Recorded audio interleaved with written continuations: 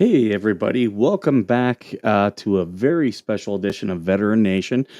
We are live right now. So, wherever you're watching us, welcome, welcome. I know that we're paired on some channels we're normally not on. So, those of you who are new to Veteran Nation, thank you for being here. We try to put on a great show, and our mission here is to help and entertain veterans, military, and their families. And I don't think we'll have a problem being entertained today because we have a podcaster who's going to be on, and she does her own podcast, Chatting with Candice. And let me go ahead and bring her right onto the show. Candice Horbacz. She does a lot of relationship stuff, and she's a former adult entertainer. Candice, welcome to the show. Thank you for having me. I've been looking forward to this. I have as well. I get a lot of clips from your podcast that people send me, and they're all things I can agree with. A lot of relationship type of stuff. Oh, how refreshing. You don't really get a lot of positive feedback on the internet because, like, most sane people will watch something and go about their day, but it's always like the unhinged people that have to let you know how awful you are. So, thank you for that positivity. I wish there was like some more of it online. Yeah, the critics always kind of speak the loudest and the most, don't they? They absolutely do. It's a good exercise, though, right? For just like mental agility and resilience. Absolutely, absolutely. Um, Now you've had a lot of experience. Um, how long have you been doing your podcast? Let me start with that. So the podcast is about 5 years old. I started it when my oldest son was, a few months old. We were at the very beginning of COVID, and I think it was one of the requirements that you start a podcast while you were in lockdown, and I was terrified. It was honestly, like, one of the scariest career moves I've made, which to some people is gonna sound crazy given, like, my previous career, but I think that there's a certain level of vulnerability that you're showcasing when it's just you and a microphone and you're like sharing like your thoughts and your feelings and your soul some of the time. So when those things get critiqued, it's a lot harder to deal with versus like pretending to be this character, right? Like that's easy. That's like, water off a duck's back. But the podcasting has definitely been the most vulnerable thing I've done so far. See, now I go by the Skipper on the show, even though everyone knows my name is Mike. Um, I still tell people the Skipper it's a version of me, but it's still a character because it's a way for me to remind myself whenever I'm on air, I have to be entertaining. Yeah, So and that's a lot of pressure too, right? Because you're a real person and you have a day before and after you're recording, so you have to be able to compartmentalize that, and I think that's probably something that a lot of people in the community are really good at, and it seems, insane to have that there are any overlaps, but that's also something that you have to have in the adult industry as well, is the ability to compartmentalize, and I think that, there's a lot of what Gad Sad would call like this emotional incontinence, where a lot of people feel like you have to constantly be expressing every feeling and every thought you have all of the time, at like this radical self-expression and authenticity. And part of like maturing is realizing like context, right? Like there are times where you have to be strong and solid and wait to process things later. And like you don't get to kind of be this emotional mess all the time. So I do think that there's value in it, but just like anything else, right? If it's taken to an extreme, then it can kind of be a vice. So it's like finding that sweet spot of professionalism and self-regulation or emotional regulation, but also not stifling down your feelings or pretending that they don't need to be processed. absolutely, and you're not the first former adult entertainer I've had on the show. I've had a couple, and uh, a couple of them have actually been veterans, but I've seen a lot of parallels with veterans and adult entertainers, the way we kind of compartmentalize the things you were talking about right there. Uh, because there are things that people just don't realize will affect your life, and you have to have some way to mentally cope with things, good or bad, good or Mhm. bad. And it's really interesting that you say that because, yeah, it hits me a little bit close to home. Have you had Brandy Love on? I have not. She No. would be an excellent guest, like, she is, like, a patriot through and through, like, she loves America, she is unapologetically outspoken about her politics, she's a very cool lady. I I would love to talk with her. I'll tell you the last one I had on, who's a very good friend of the show. She might be watching right now. Is Astrid Starr. She was a performer, but she also was a Navy veteran, Oh, and wow. great great friend that I met through the show. And yeah, very interesting interview. Um, Now, with your podcast, do you find that there's any type of things that you've learned or any limitations that you're like, oh, I don't want to go into these areas? I learned that you don't have to have an opinion on everything, and you can get pressured into commentating on whatever is headlining that day or that minute, and it's really tempting because if you know how to work the algorithm, you're like, "Oh, I gotta do this so that I get more eyes and ears," but I really don't like to speak on things if I feel like I'm not informed enough or if I don't feel like I have, like, a heart pull towards it. I think we are inundated with so much information and so much news and so many like wrongdoings around the world that it can be very overwhelming. And if you experience that unmitigated, then it's gonna be really overwhelming, right? And then part of it too is you have a responsibility to your viewers and, like, do you want all of the content to be doom and gloom, or do you wanna make sure that you're balancing that out with things that are inspirational and gonna help them grow? So, I try not to let my, like, reptile brain get, stimulated too much and, like, jumping into the things that seem easy. Another thing too is you'll see, we have things that are very polarized right now. So it's like very black and white thinking.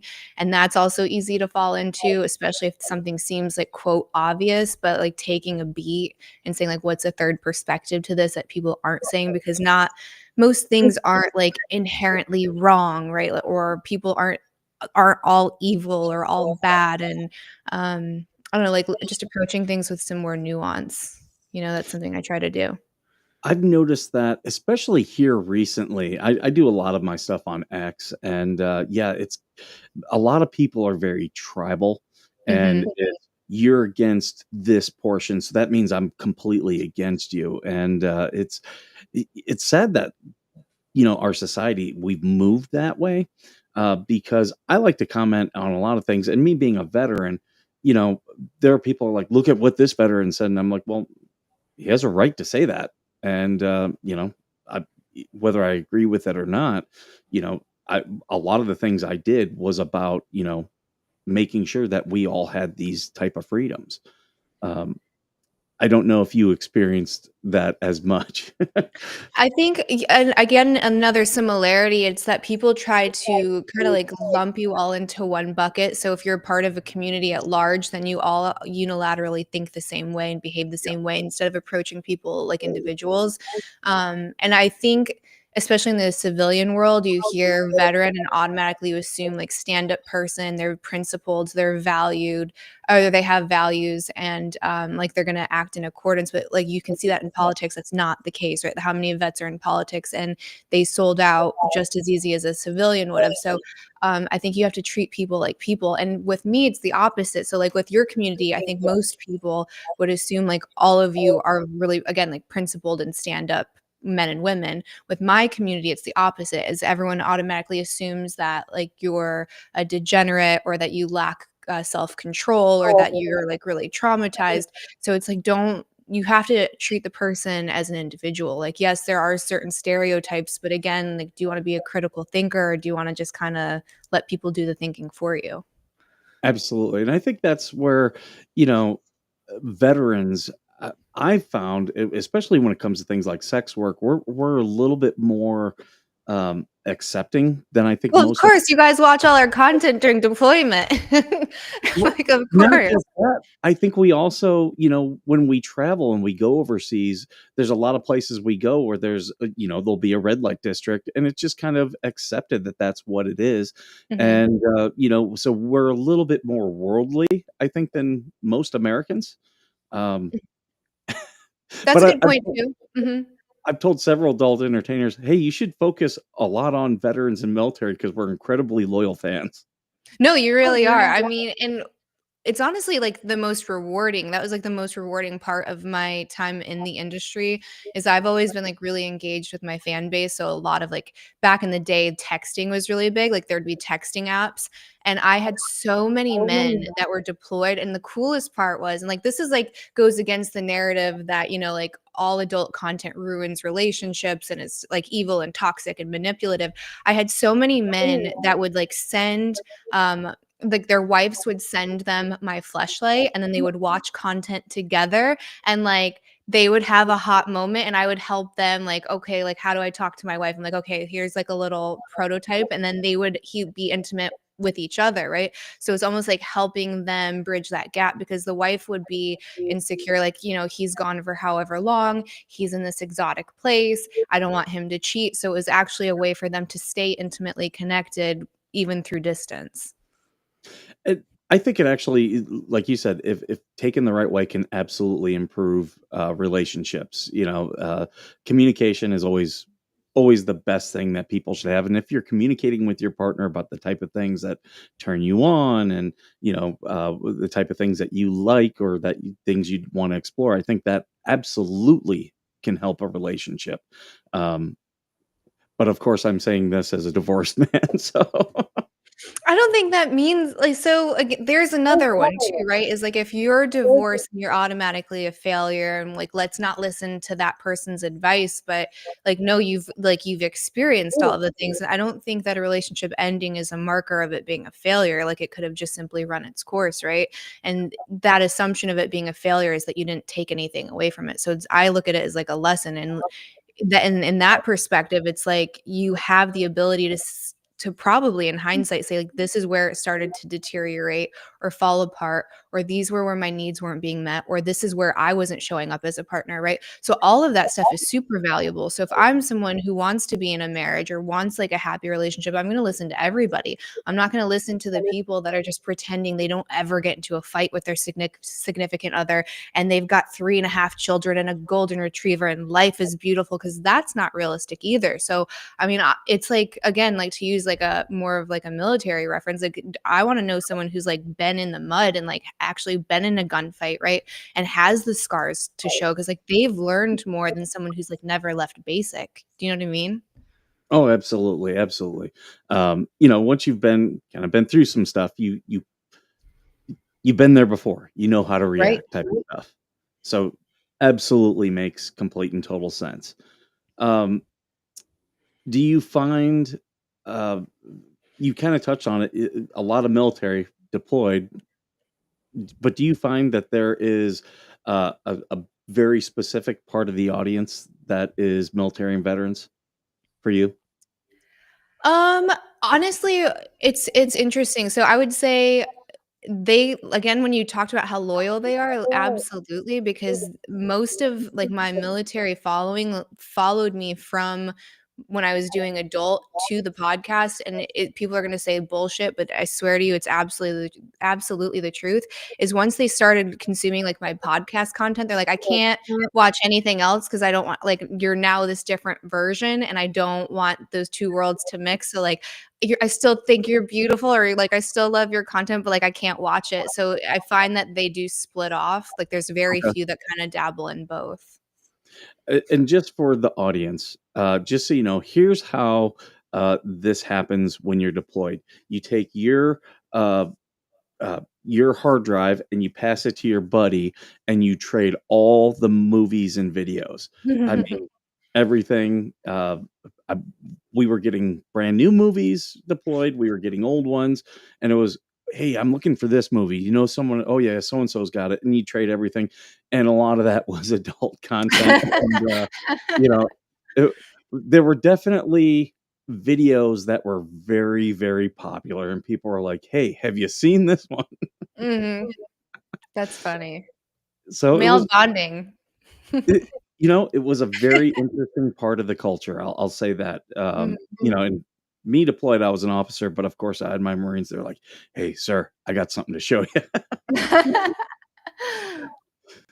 But it's all to get through the deployment. It's all, you know, everybody just trying to find their little piece of happiness, and what cannot be a fun time. But I loved being deployed. I thought it was a great time. I hear that a lot, actually. I obviously have no idea, but I hear that a lot from people that have been deployed. For me, it was easy because a lot of the day-to-day stuff that you worry about, uh, goes away. You Mm. only are focused on, "We have to get this job done." And I've said this on my show before, I'd come in at 7 in the morning, I would leave at 9 or 10 at night, and for the other than going for lunch or taking some time to work out, I was there all day, and that was my day, and it surprisingly did make things go by faster. Mhm. Um, uh I do want to remind everyone in the chat, if you have any questions or anything, I'll try to get them and bring them up. But yeah, definitely post us your questions and comments. Um, Now, with podcasting, it's obviously significantly different. But you've touched on one thing that I've talked about: celebrating your audience. And I've told so many people that's important. For you, how important is it? I think it's massive. I think there's a difference between having a fan base and having a community. And if you want longevity in the career and like you also want a level of like contribution, which I think is why most of us do what we do, whatever field that might be, is like that's where fulfillment comes from, right? So even from like a selfish perspective, you want to be contributing because you get something out of that as well. You have to engage, right? You have to care, and you have to also intentionally curate who you want following you, because like I can tell you right now, I get inundated with like just hate watchers, right? So I have to make sure that again, like what I'm talking about, what I'm posting is not attracting the wrong people. And if I see that happening, I have to really quickly like sever that because I don't want that, right? Like I Mhm. truly think that even if it's just digitally, you're kind of like quantumly entangled with these people.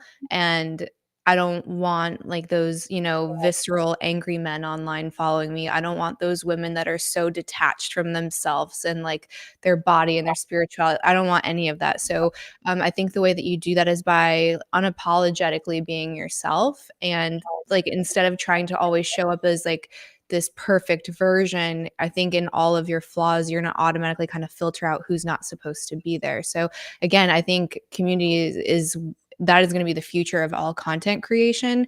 Like this whole like influencer and just having massive fan bases, I think that's going to go away. Mhm. Absolutely. And I see we have a large audience watching right now, and you see all the comments on the side. Everyone, please, if you will get your comments up if you do make some, so don't be afraid to put in a question or comment. Um, and I think what you said is actually very important about, yeah, attracting the right type of audience, because yeah, there no matter where you go, you're going to get people who are critics. They're going to criticize, but there are certain people, and I've in some of the stories I've done, and I've got my co-host. We do a lot of harassment and corruption and government accountability stuff, and but with that, we get a lot of people who are not just hate watching; they are obsessive, very Mm. obsessive, and just don't realize all this stuff is online. This is not real. But they try to take it to a very, very real place. Um, I for one, I've had people try to dox me, to Mhm. try to contact people in my life, but it, I was kind of expecting it, so I did get a chance to put up some barriers. I don't know Mhm. if you had that. I was so aga I got into the industry relatively young. I think I was, like 19 or 20 when I first started, like, getting into the adult space, and so, no, like, there you definitely don't understand the vulnerabilities of doing that because it's super psychological, right? Like, I if you someone's already kinda not okay, and then they're consuming, like, intimate content, and if they're consuming that in volumes and volumes and volumes, and then you get catfish now, these people can like connection is so important, and like the need to be loved and to love is so important that people will ignore every obvious red flag at the chance to experience that. So you can say like, how do these people fall for these cons? Like it's so obvious it's not that person, but that person is so empty and they're just like they'll take whatever scraps they can get. So then that leads to like a very dangerous individual because when they realize that they've been duped, they don't go after, that random farm in Ghana. Like they're going after me because somehow they think it's my responsibility that, they didn't put the piece that connect the dots. So I've had like some really scary instances with like stalkers or people that had been catfished. And unfortunately, like that's something I see only getting worse as AI kind of advances. And it's like, how are you going to be able to tell what's real and not real? So there are some safeguards I have in place. Like I'm very fortunate that I'm connected to some very like very smart, very dangerous people. But at the end of the day, like that risk never goes to zero. Oh yeah, absolutely. Mhm. I will say I'm very fortunate. I don't think anyone's going to be trying to use me to catfish. So Mhm, mhm. You would be surprised, it would be for something else maybe. Like, I've seen them do it with men and actually a lot of military men too, so it's usually not a romantic thing when a guy's getting catfished, but it's like a business venture or something like that. yeah, I do get a lot of that, and honestly, for veterans, there's a lot of predatory stuff out there.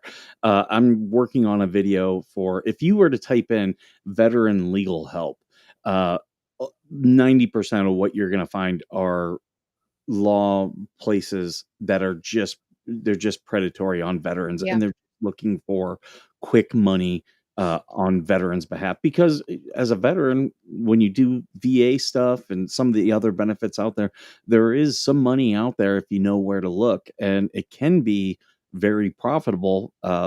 A lot of veterans just don't realize and don't take advantage of everything, but when they do it's really hard to navigate, when there's lawyers out there who they just want to, they want a chunk of your disability claim. That's all they're looking for. They're Mhm. not really looking to help, even though that's what they try to say. And with me, since we created the Veteran Nation Foundation, which is an offshoot of this show, I did that because I get so many veterans who reach out. I wanted a way to. I, I can't solve their problems. I can try to help and get them to other resources, but I get people who are, hey, I need help, and they'll tell me, you know, they'll give me a sob story, but I always remember I have limits and Mhm. I'll work within these barriers. And there've been a couple people that, hey, that guy, he showed you a DD-214, but that was fake. And it's like, well, at the end of the day, I'm not really responsible for that. I make sure that, I do try to do whatever vetting I can, but there are people who are always going to try to scam. So, you know, Mhm. there's only so much we can do. I know for me, I can go to the VA and say, was this guy actually a veteran? Get a statement of service and be like, okay, that's what I can do. Mhm.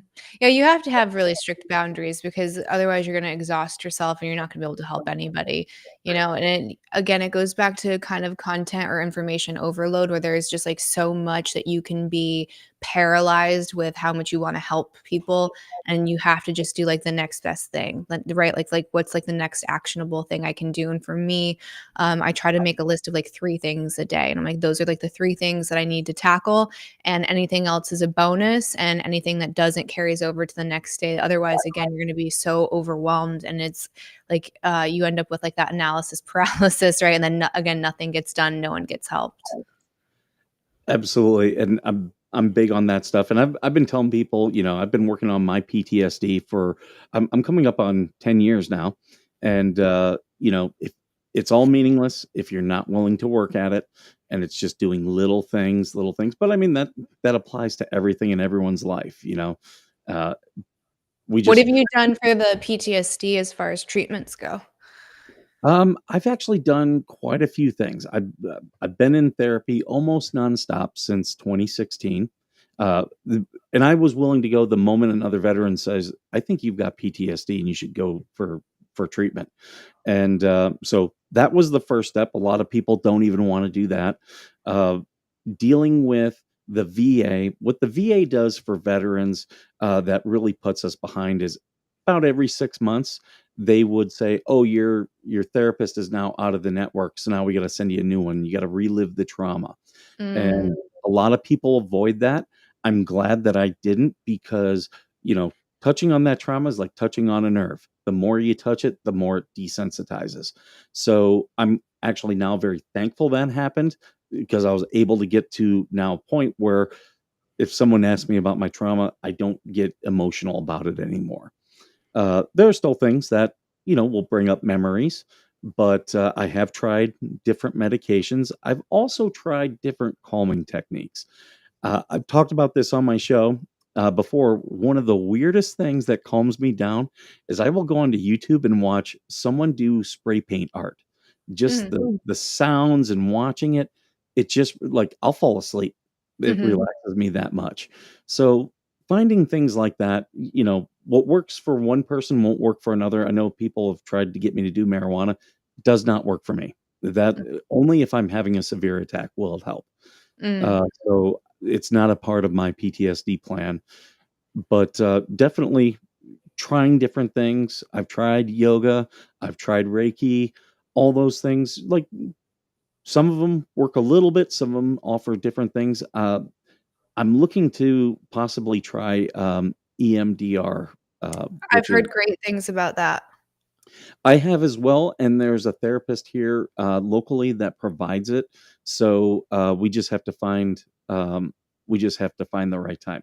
Yes, I'm noticing people are pointing out that I've got my blow up doll Lacey again. Thank you, John, the fan, who sent it to me. So yeah, see, veterans were very comfortable with a lot of the things of the sex industry.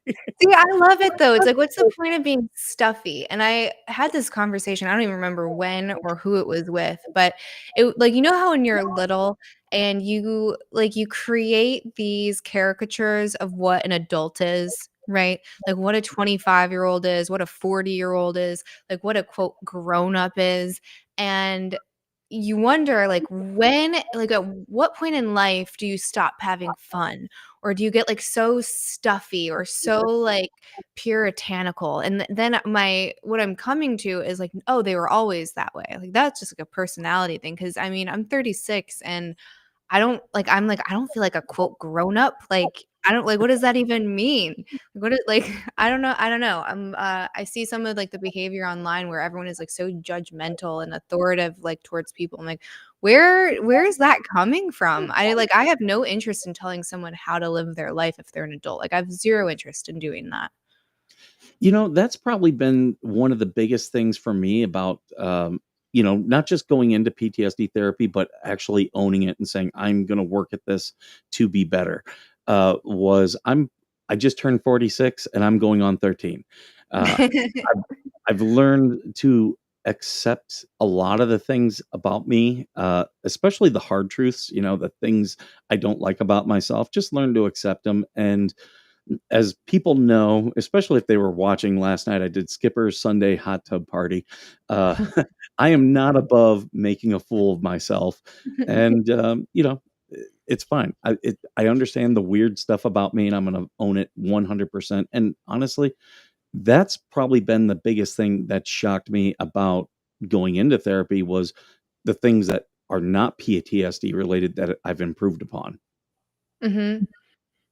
Yeah, that doesn't surprise me at all. I would definitely look into the MDR stuff. I think, the only thing I've seen with people I know that have done it is that, like, sometimes because I think your body can talk to you, right? Like, I think you can store trauma physically and, especially if it's like, like, quote, "big T trauma." So I think if you're doing that and, like, you notice, like, yourself maybe getting sick or your immune system is acting up, then that kinda means, like, you need to just take a minute, right? And let your body kind of like detoxify essentially. Because I have seen people where like they would start to get sick and then they would just kind of keep doing the sessions and it would get worse and worse instead of like sometimes you need that break. So just like don't force it beyond whatever threshold you have. Absolutely. It, I've actually got a guy that I met at a veterans kind of symposium type of thing, and he wants me to go on one of his ayahuascas, and Mm, I'm not opposed to it. I said I don't think it'll be my thing, but I am willing to try it because one thing we always said deployed is if it's stupid but it works, it's not stupid. why ayahuasca? Um, he just was talking to me about it, That's and that's a big one to jump to. um, for me, I'll try stuff. you know? Have you done anything else psychedelic-wise? No, Do you never. okay, Not really. okay. I would say from the research, the things that are the most beneficial, especially to vets when it comes to PTSD or CPTSD, tends to be either MDMA, psilocybin, or a combination of the two. I don't know that there's a ton with ayahuasca, although I do know some people anecdotally have had a great time. Like one of my really good friends, Kelsey Sheeran, she's really big into all of the plant medicines, and I think her first one was actually ayahuasca. So I think some of you are just like absolute lunatics, right? And you love like that, you love jumping in to the deep end. So if you feel called to it, I think that again, it goes back to body intelligence. Listen to that. But I would say also maybe consider maybe the more gentle ones first. Mhm. What if I ever do something like that, my biggest thing is I would wanna make sure that I'm in a safe environment. If you need someone, I know professional facilitators that are like top notch, like world renowned facilitators. They work with vets a lot. They work with dignitaries, politicians, like very, very, very good at what they do, and everything is very safe, facilitated, tested, all of the things. Mhm, and that's what the gentleman that I met with, that's exactly what he does. He's like, "No, this is straight up veterans therapy that I do." And, yeah, it's just I was like, "Well, it's nothing I would normally do, but I'm not opposed to trying different stuff." And again, if it works, it If works. horse is not stupid, yeah. Um, Now I do wanna talk a little bit about, relationships, with you. Um, I've seen where a lot of people are saying that there's a crisis in our society of relationships. Do you see that? Yeah, I mean, I think it's more like everyone a lot of people feel very alone, and a lot of people feel like they don't have a real connection to someone. They used to do studies where they would ask, how many close friends did you have? And it used to be like 5 to 7, and then we saw the average go to 3, and now we have people that don't even say 1. Right? Like that, how isolating is that? So I think it goes beyond just romantic relationships. I think they're all of our relationships. And part of it is, we've become so decentralized. And it's going to sound kind of silly, but when you and I were growing up, there'd be like one show, right? And we would like that would be an anchor point for us is like, oh, did you see the episode of blah, Yeah. blah, blah, right? And like there is something that kind of binds you in that.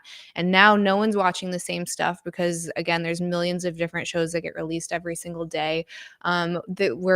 We have this feeling that we're constantly like inconveniencing someone. So like if someone moves in or has a baby or like what like I'm not going to go over. I don't want to bother them. When it was standard practice to go over, bring a gift, bring something that you baked or cooked and introduce yourself, introduce them to the neighborhood. And now you're like, oh, that's weird. Like we don't want to be seen as weird.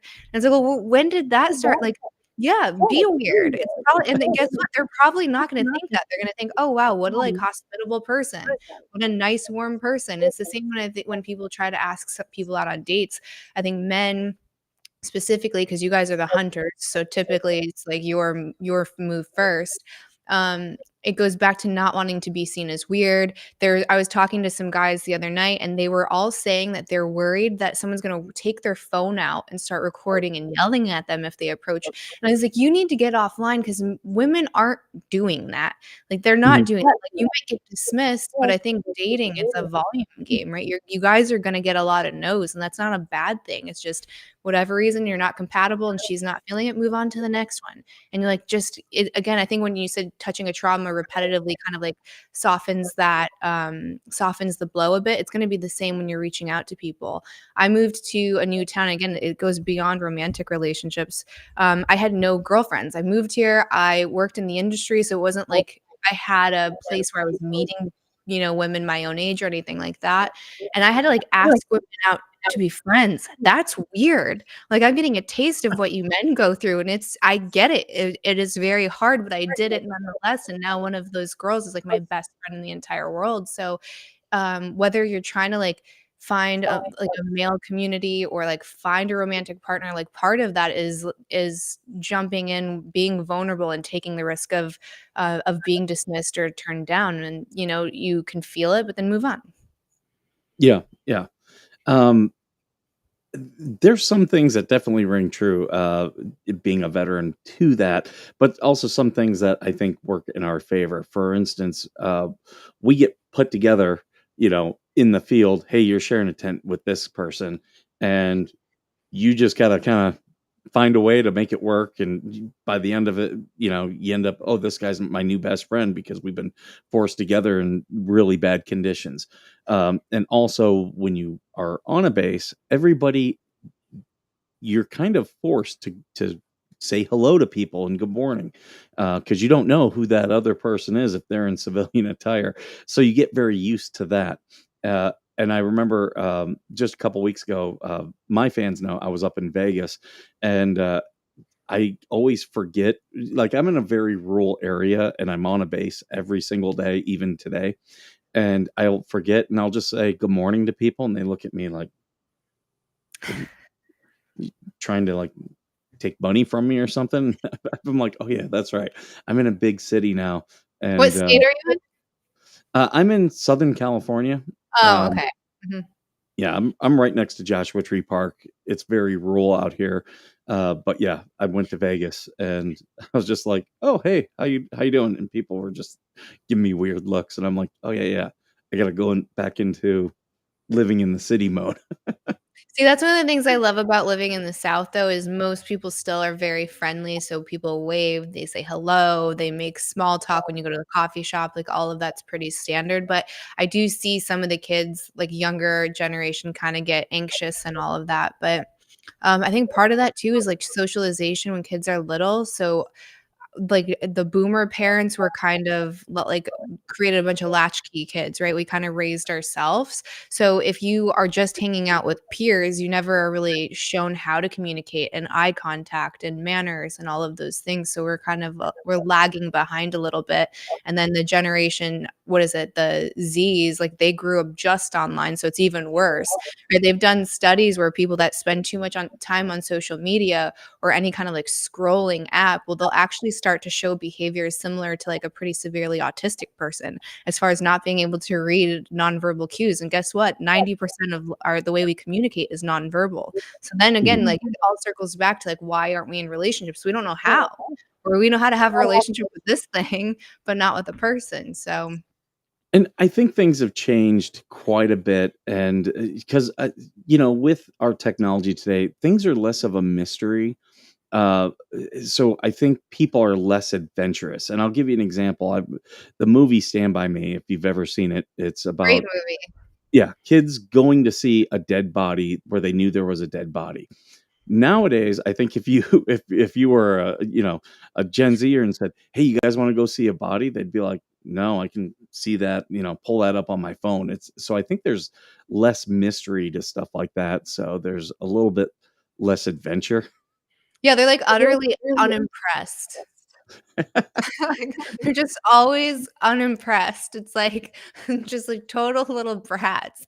Yeah, I don't know how you I think part of that, if they're young enough and if you're a parent, you can probably shake it out of them a little bit by like forcing them out of their comfort zone and like take being the bad guy. That's another thing with parenting is no one ever wants to be the bad guy. Right. All these parents want to be liked all of the time and you have to remind yourself you're not their friend and you have a bigger responsibility about kind of like molding this person to be strong so that they can like go through life on their own efficiently and hopefully as a happy person. But if you're constantly just like making them happy, don't upset them, whatever pacifies them, like you're making someone soft and they're going to suffer later on, right? Like you're kind of you're just delaying that essentially, like instead of them suffering in the moment when they're 2, 3, 4, they're going to suffer as an adult.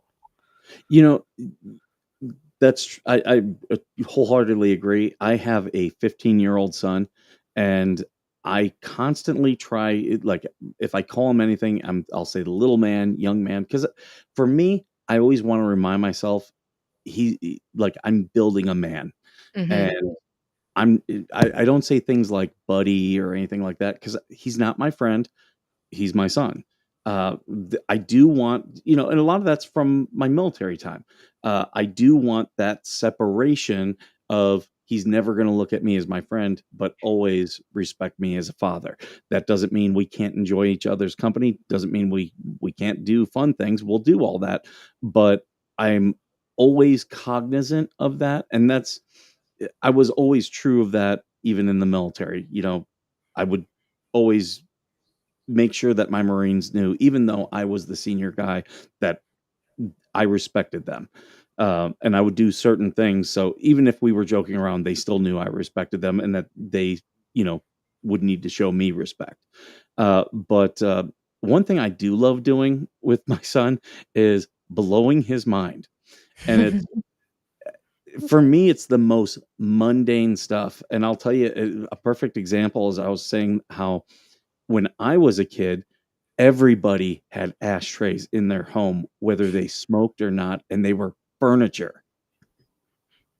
Mhm, He was just like, "Well, why?" And I'm like, "Because people were gonna smoke in your house. mhm. You didn't smoke." That's the way it was.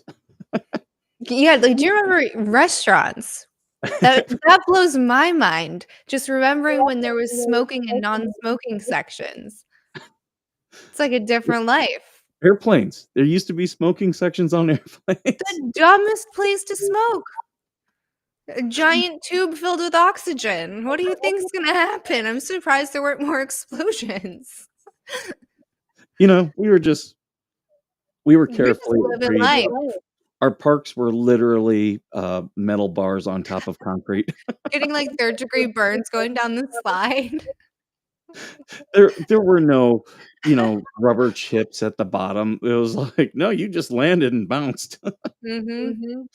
Uh, but yeah, it's funny because like, the littlest stuff they get amazed by because they just can't comprehend the world that way, um, which is pretty interesting because 'cause we're not that far timeline detached from it.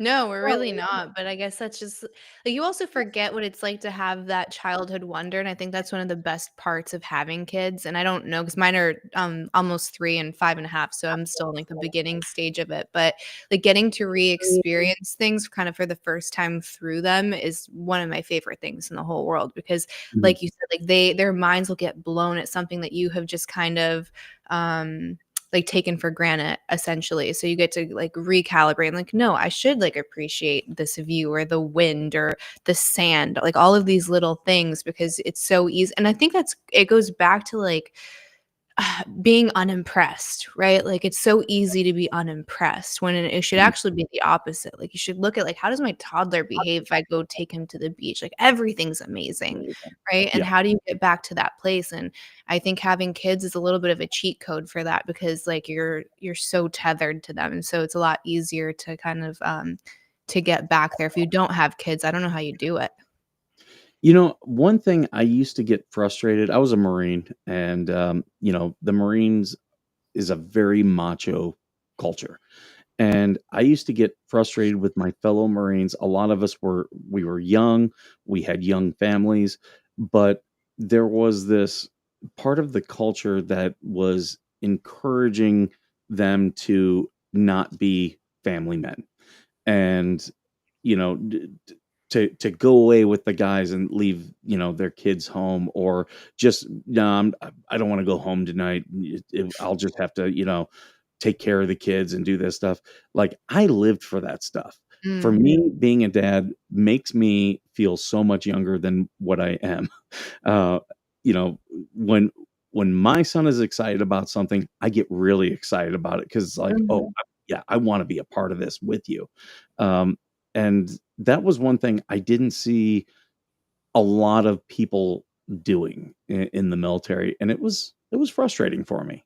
That's actually really surprising for me to hear. I would have assumed the opposite, that you would be more family centered or because, like, to me, that aversion to having to show up and be responsible, like, to be the leader, the man in the family, like, if you're running away from that or if that's like a, if that's just, like, annoying to you in some kind of way, then you're a boy, right? Like, you don't Mm. get to call yourself a man because, like, that's a huge chunk of masculinity, right? It is, like, showing up for your family. It is sacrifice.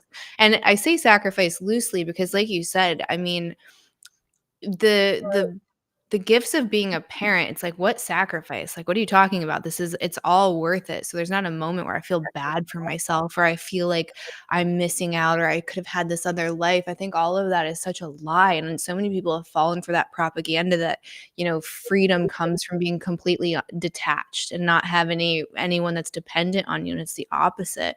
It's like, there's this exercise that Jordan Peterson talks about, like he used to do when he was still teaching and it to kind of show like what is freedom. So he would ask the students like, who wants to play a game? And everyone's like, okay, we're gonna play this game. And he would look at someone and say, okay, start. And they would just freeze because like, what do you mean? And he'd go, someone else, okay, start. And no one would pick up the game. And they're like, well, we can't start because we don't know the rules. We don't know what we're playing.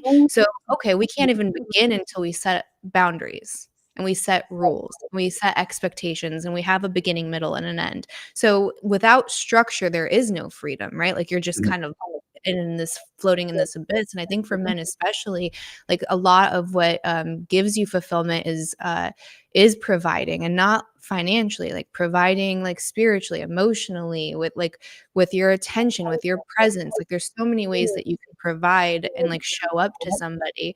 And if you're not doing that, if you're just like living this kind of like hedonistic, aimless life, like that's where you start to have the mental health issues, or you feel like lack of purpose, or you start to become depressed, etc. So it's like it's within those boundaries that you actually get to experience freedom. No, that absolutely makes sense. It's like I've talked a little bit about this before. I'm a very much I'm comfortable in jeans and t-shirts, and that's my comfort. However, uh, you know, I can wear a suit. The military taught me, hey, if you're going to dress up, you wear something tailored. It doesn't have to be expensive, but that doesn't mean you can't make it look good. So I've told so many young men and women in the military, look, the reason why we do this with their uniforms is to teach you to also do this with your civilian stuff. And there's been several times where I've gone places and people are like, is that like you're overdressed on stuff? And it's like, well, I don't do this every day, so this is my time to look good. Because if I'm here at my house, like I wear stuff that's like I wouldn't want to be seen out in town in. See, I don't think there's really an overdress. There's obviously, like, a few exceptions, I think more for women because like, we can go full ball gown if necessary, but, like, for men, I mean, obviously, you don't wanna wear a tuxedo to some place, that would be the equivalent of a ball gown, but I don't think there's ever a situation where if you're showing up in a suit, you're like, "Oh, he's overdressed." You're like, "Oh, no, he looks good." You know what I mean? And your point about tailoring is really good too because, no, you don't need to go spend $2,000 on a suit, although if you can, like, chef's kiss, they're beautiful, but you can make like a $300 suit look like a $2,000 suit with just like a little bit of tailoring. What's funny about you just said, I actually own 2 tuxedos, 1 black, 1 white, and my fans are probably laughing right now because I have worn them on the show. Well, that's great. You're an entertainer. By all means, sir, wear the tuxedo. Yeah, I did a thing I called the Veterans Lounge, where I just put on a tuxedo and I acted like I was a lounge singer and just started singing songs. Yeah, have fun with it. Another part of me owning my weirdness. Mhm. But yeah, I think a lot of people, I hate the term adulting that they Mhm. use quite a bit because for me, most of the adulting that they talk about, it's like, no, this is the basic stuff that you have to do as a person. And if you make it this grand achievement, you're setting some really low bars for yourself. Um, and I think you also are selling yourself short. You're capable of so much more. Mhm. Yeah, and I think that's all areas, right? And I think we're scared of failure, so there's a balance because you wanna have small wins because then that sets you up psychologically to take on the bigger things, but if, like, there's also the flip side of that, which is you get the neurological rewards of completing said small task, and now you might be satisfied to where you're not doing the bigger things. So again, Mhm. I think that's where making that list of 3 things is really good because it holds yourself accountable because it is easy to get distracted or, to say, "I'll just put that off until tomorrow." Mhm. And again, yeah, I don't know, like, what is adulting? It's, like, all the things that I would do as play when I was 12 years old, right? Like, my mom was always an entrepreneur, so every child of an entrepreneur knows, like, her staff is her children usually. So, I would be doing the filing and the emails and the cold calls, like, at 10, I was doing these things, and all of that I thought was so fun. So, I'm like, "Yeah, sign me up. I'll do all those telemarketing calls." And she was like, because she's like, "I know people aren't gonna be mean to my child on the phone, so I'll get a higher yes rate." Um, so yeah, what is adulting? I don't know. Again, what is a grown up? I don't think I'm one of those yet either. Yeah, yeah, it's funny because so much of what we're doing today, we're trying to answer these questions and define these things that, when I was growing up, I was like, no one ever answered a lot of these questions. It was like, no, that's just what it is. Mhm.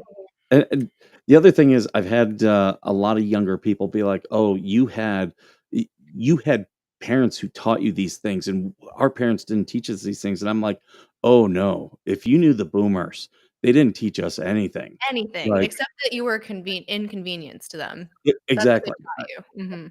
We had encyclopedias. You have eHow and YouTube to look up everything. Like, you've got you can learn more things than I ever could. But yeah, I remember going to a library, opening up a 5-year-old encyclopedia, and that was how we learned. Do you remember they used to come door to door, and you'd Yes. buy, like, the letter of the book or, like, part 1 or whatever. Yeah, that's how we had to learn things. It was terrible. What I love doing now is my mom still has our encyclopedia that we had growing up, and I think it came out in like 83. And I love opening it up today and just going through, because the stuff that's in it is a lot of that stuff. It's like, "Oh, yeah, yeah, they don't teach that anymore." Mhm, just so dated. Like, "Oh god, no." Or just, things where perspective has changed so much, or, we learned more information. It was like, "Oh, oh, yeah." Yeah, and I That's think part of it, our generation too, like Mark Andreessen says this thing, and I repeat it all the time, is there's no orphans after 21. So, like, you can sit there and say, "My parents didn't do that," or "I didn't have this," and like, right, all of these excuses as to why you aren't where who you wanna be, and that's fine. Like, it's not to invalidate those, because like, sure, some people's story sucks, but the moment that you kind of become an adult, whatever, that is, he says 21, I think that's probably reasonable. It's your responsibility to now bridge that gap of like where and who you Mhm. want to be. So you can't keep like looking at mom. And that's like one of my biggest tips when it comes to psychology, like a lot of psychotherapy is it's like, tell me about your mom, tell me about your dad. And like you just live in this place of blame and it's not really constructive. So to me, what I see a lot now, especially with all of these like pseudo spiritual communities, it's trying to get down to the why of everything. Let me find this really deep meaning for this thing instead of saying like, "Okay, maybe that seems to require a lot of energy, a lot of effort, a lot of time doesn't seem to leave me in a different position than when I started, or I could just say, like, there's this behavior I have, there's this pattern I have, I don't want one or either of those things. What do I do that's actionable to change my situation? And to me, that's way more efficient. I've done all of the things, and I don't know that I can confidently say, like, discovering the why was as important as just making the decision to change behaviors. Mhm. No, absolutely. I it's funny to when you start looking at, okay, what actually does motivate us? It's and I think, that's so much of it. For me, I had to think about what why am I trying to work so hard on my PTSD? And for me, it was, I enjoy being a dad so much, and I want to be. I don't just want to be a good dad. I want to be a great dad, Mhm. and that was always my driver. Like, what can I do to be a better person, better in control of my emotions? And I eventually got to a point where, like, I can't remember even what it was that happened, but I looked at my son and I was like, "You're pretty fortunate. Other people would just freak out about this." And for me, it's just like, well, this is just something I have to deal with.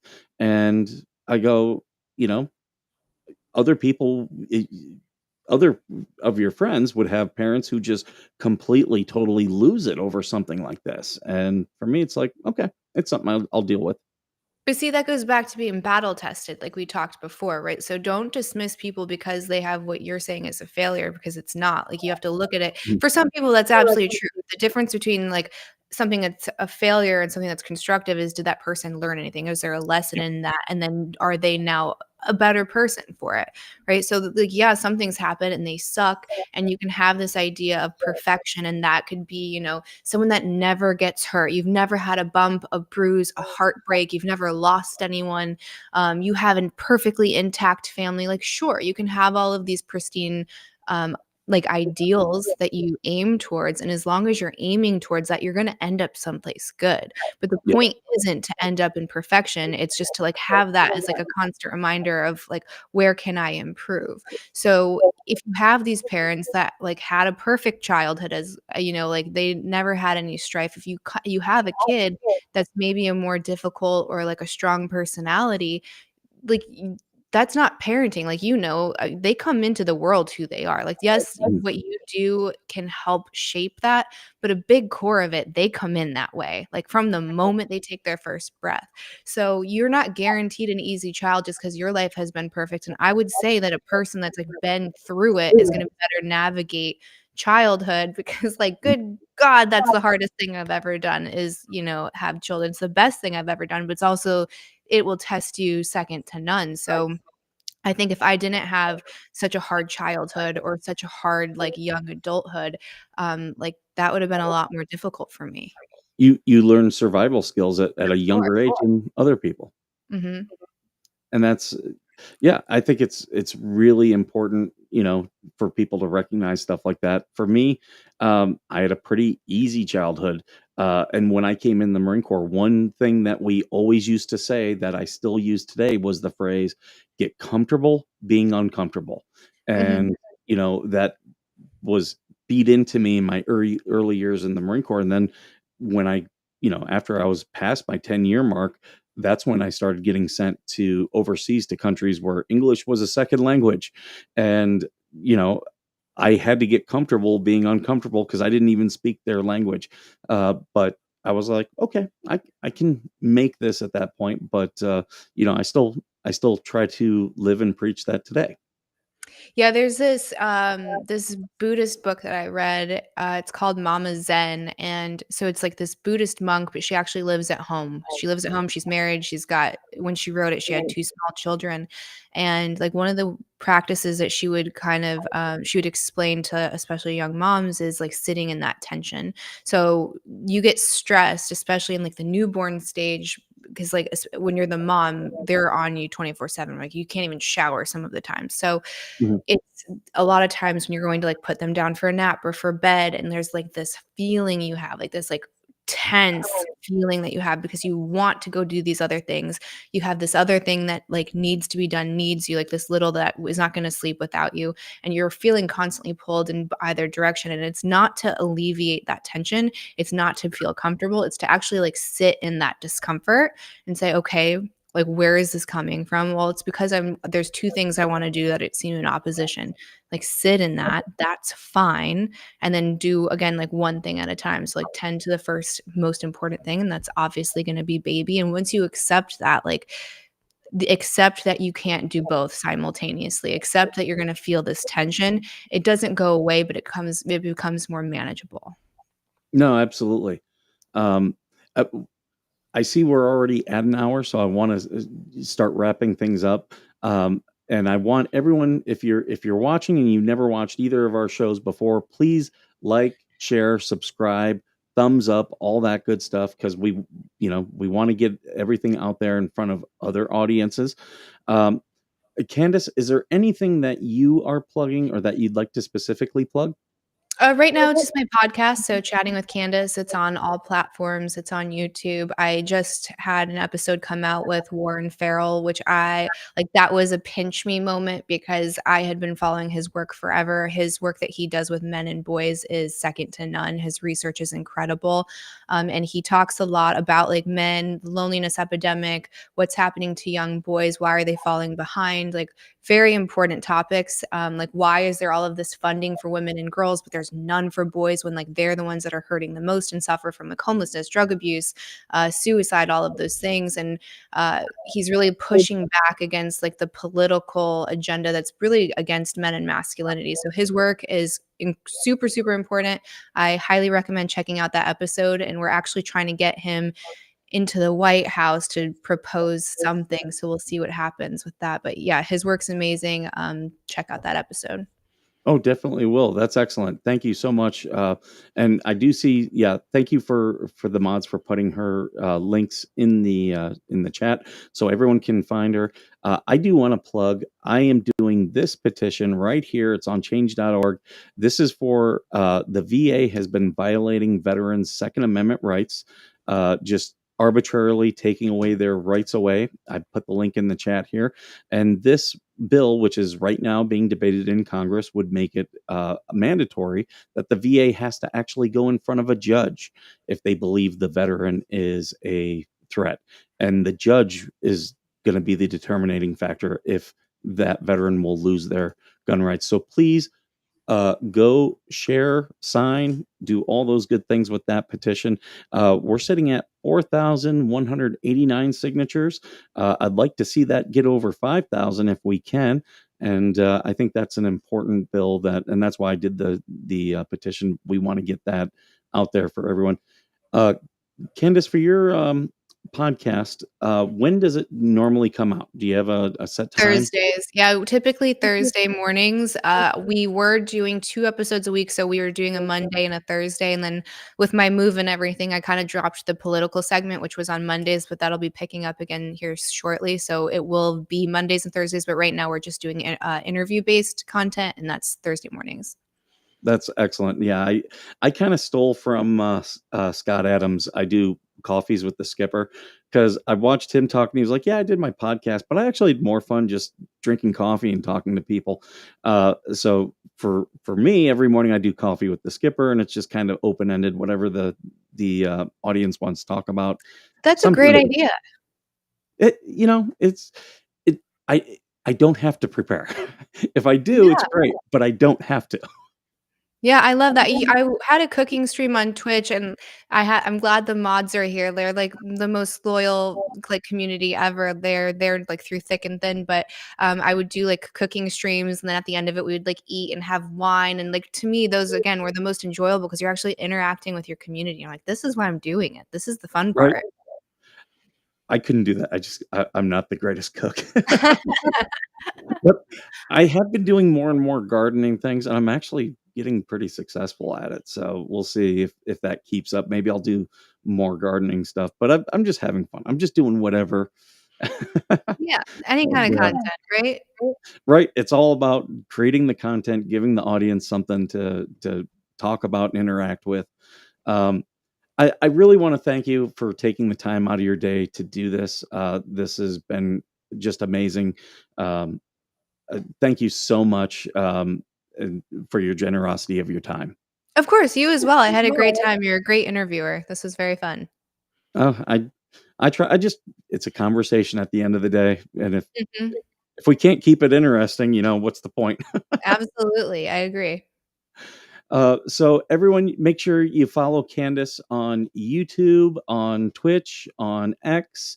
Um, I'm trying to think what other platforms. Now There's I'm I mean, so many. Instagram, I think those are, like, the main ones for sure, yeah, and then just check out the podcast. If you dig it, hit subscribe.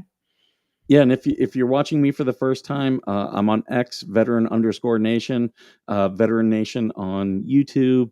Also have Instagram and Facebook. We also have a Facebook group.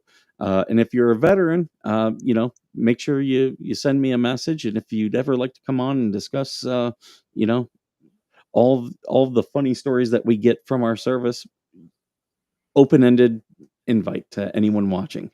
So thank you again, Candice. I really do appreciate it. Um, and is there anything that we didn't talk about that you would like to mention before we leave? No, I think we had a really well-rounded conversation. I'm happy with it. Thank you again, and everyone, make sure you check out everyone. And to my audience and everyone out there, as always, thank you for being worth serving.